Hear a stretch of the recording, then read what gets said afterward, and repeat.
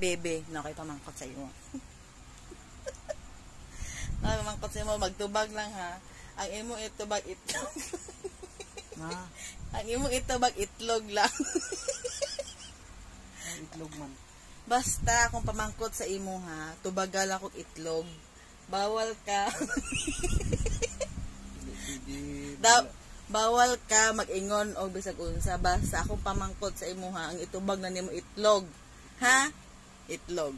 Sige. Unsa na siyang ano po itlog man. Basta itlog lang. Basta itlog lang. Klaro. Basta pati ka na sa akon. Baho kog. Baho kog. Dali baho kog. Itlog. Pangita ang imong pangutana.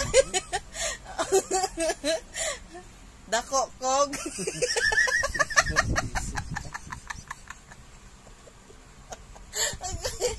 Ako